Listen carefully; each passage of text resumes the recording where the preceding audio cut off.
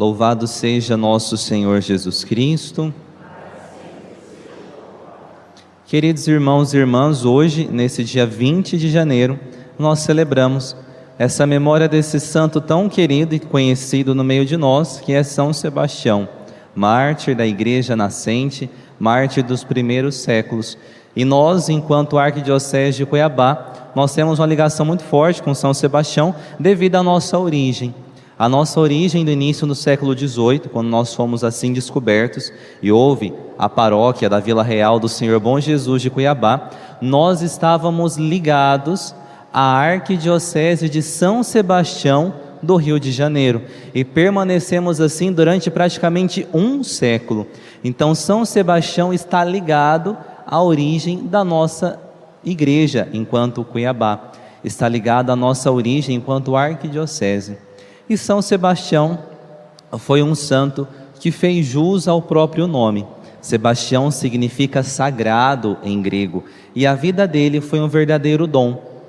Ele percebeu o quão sagrado é a sua vida, o quão sagrado é a vida de um batizado, e o quão sagrado pode se tornar o lugar aonde este batizado assim vive, enquanto este filho, essa filha de Deus vive, enquanto nós podemos assim santificar aqueles que estão ao nosso redor.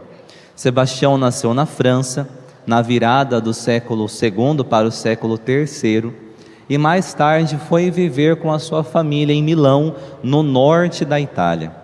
Sebastião se tornou um militar, se tornou o chefe do exército do imperador Diocleciano, que foi um dos maiores imperadores a martirizar os cristãos no início da igreja, e ele se tornou o líder, o chefe do exército, da guarda do imperador. E no meio do caminho, Sebastião se converte.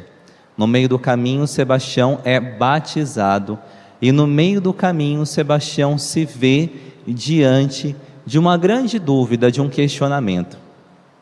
Agora, eu sendo batizado, permaneço ou não enquanto militar? Agora, enquanto batizado, eu permaneço ou não enquanto um dos responsáveis daquele que martiriza os cristãos? Então, São Sebastião percebeu que ele conseguiria evangelizar e ajudar muito mais os cristãos permanecendo um militar, lembrando que há 2000 anos atrás, ou não chega nem a 2000 anos, há uns 1800 anos atrás, as prisões, as cadeias, não são como hoje, que são sustentadas pelo Estado, ou mesmo que sejam privatizadas, elas possuem, de uma certa maneira, algum incentivo. Os prisioneiros recebem alimentação, recebem moradia lá dentro e tudo mais. Naquela época, se nós não levássemos alimento e água para os encarcerados, eles morriam de fome. Naquela época, se os encarcerados assim não recebessem a ajuda de alguém, família que seja ou algo do tipo, eles não sobreviveriam, eles já morreriam na prisão.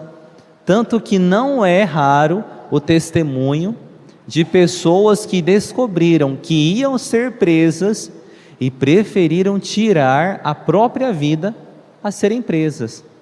Inclusive, as próprias prisões no subterrâneo eram lugares úmidos, e acabava que os próprios dejetos das pessoas ali que viviam, ficavam ali naquela situação, as pessoas dormiam, comiam, viviam naquela situação degradante.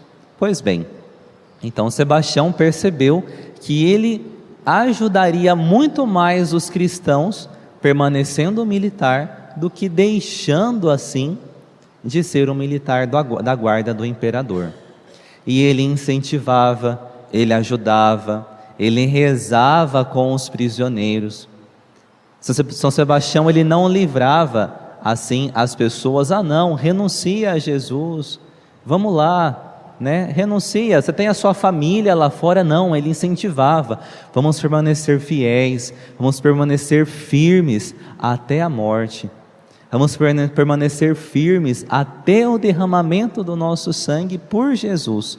E então ele foi, claro, descoberto, e tem aquela famosa imagem de São Sebastião, que ele recebe as flechadas, mas ele não morre pelas flechadas, milagrosamente ele permanece vivo ainda, é cuidado por uma viúva cristã, na época que curou as suas feridas, e depois ele volta no imperador ainda, para defender os cristãos, e é morto à paulada. E o que é que nós podemos tirar para nós, claro, além do exemplo de São Sebastião, que permaneceu fiel até o fim? Nós podemos hoje, enquanto paróquia, enquanto igreja, olhar para a vida de São Sebastião. São Sebastião teve a sua profissão de militar e através dela conseguiu se santificar.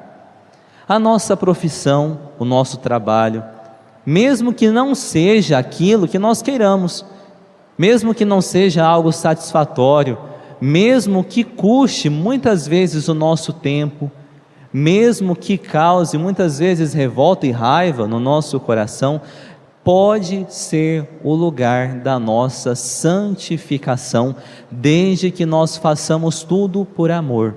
E aqui existe uma das maiores penitências que nós podemos fazer, que é a penitência da nossa própria vontade.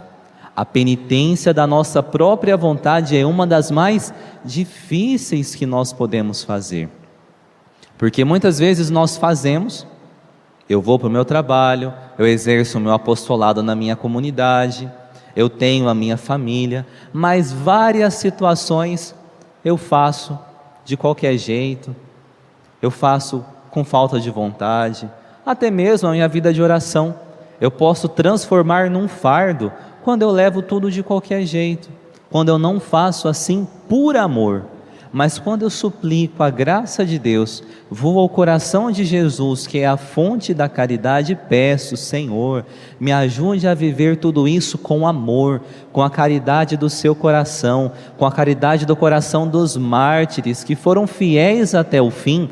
Quando nós permanecemos constante nessa súplica ao coração de Jesus, nós conseguimos fazer tudo por amor, mas é algo muito difícil e, repito, uma das maiores penitências que nós podemos assim fazer. São Sebastião permaneceu fiel à vontade de Deus naquela situação, exerceu as suas tarefas diárias com amor, com afinco.